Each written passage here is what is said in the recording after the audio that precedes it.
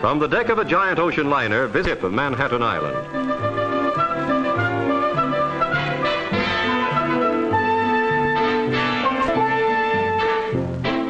Along Lower Broadway, celebrities are accorded a typical New York welcome.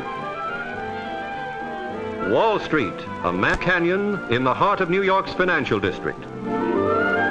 At the far end is Old Trinity Church, one of the oldest landmarks on the island. The original church was built in 1697 and replaced by the present structure in 1846. Gravestones still stand, tribute to some of the early settlers. At Wall and Nassau, on the site of the old Federal Building, is the Sub-Treasury.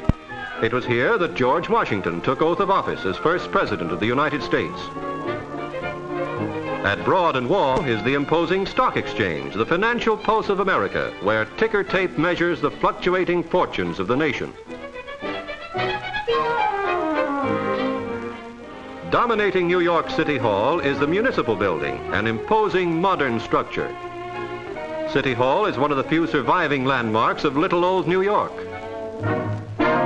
Spanning the East River from Lower New York to Brooklyn is Brooklyn Bridge, the oldest and most famous of the city's many bridges. The Bowery, famous in song and story, now a dingy street of cheap lodging houses and questionable eating places.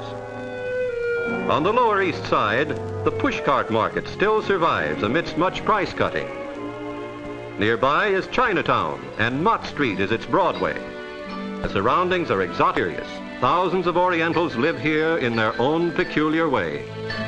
On ceremonial occasions, there is much noise and weird dancing. Here, the East meets the West and holds closely to its native customs and exhibitions. Washington Square marks the beginning of Fifth Avenue. Near the Centennial Arch is a fountain that not only serves as a thing of beauty, but as a happy relief to city youngsters on a torrid day. A short distance away is MacDougal Alley in the heart of Greenwich Village, where artists, good and indifferent, live and work. Many have street exhibits of their artistry, hoping to find a ready purchaser.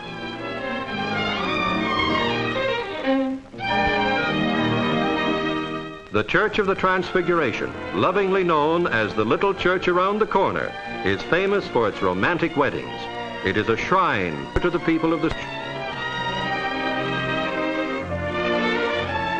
One of the city's colossal gateways is the Pennsylvania Station. Through it daily pass travelers from every state in the Union, a monument to the vision of a great railroad.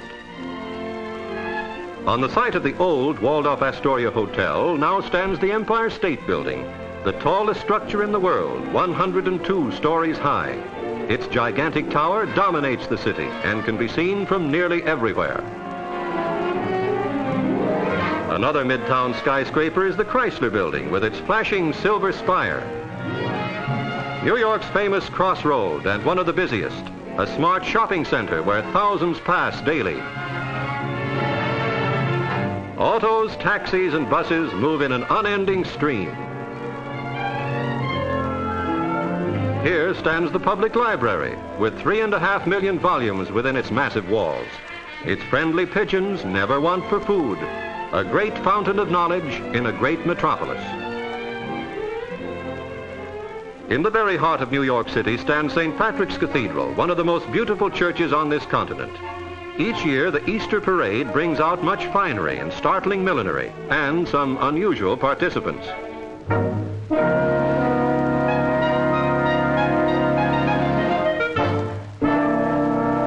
On this occasion, motor traffic gives way to the milling paraders.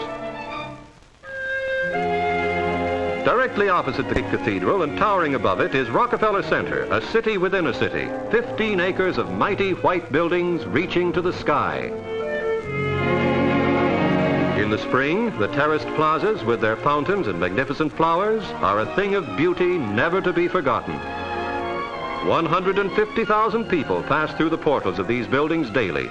And atop the Radio City Music Hall, rehearsals sometimes stop the work in offices nearby. From October to April, there is ice skating in the Sunken Plaza in the very center of this great project. Park Avenue, street of wealth, social prestige, and ultra-smart shops. Best viewed from the deck of a sightseeing steamer is one of New York's latest developments, the Franklin D. Roosevelt Drive along the East River.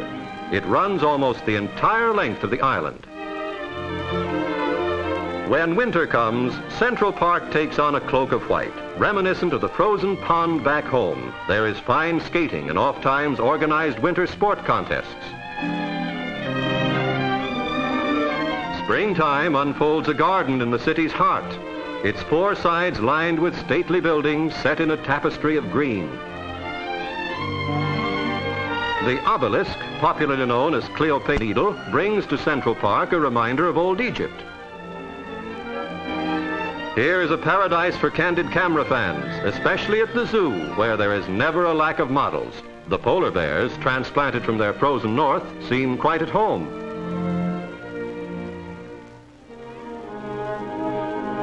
Facing Central Park West is the Museum of Natural History, where mounted animals and birds of past and present are framed amid scenes typical of their natural habitats. It is one of the city's most interesting showplaces.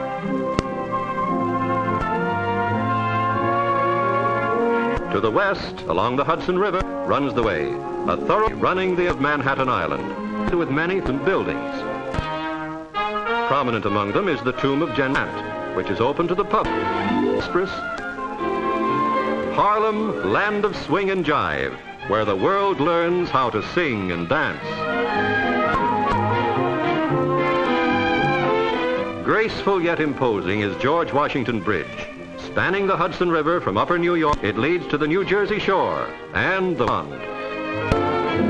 But New York is not only steel and stone, it is people too. Millions of beating hearts, lights and shadows, night and day. A strange cosmopolitan paradox.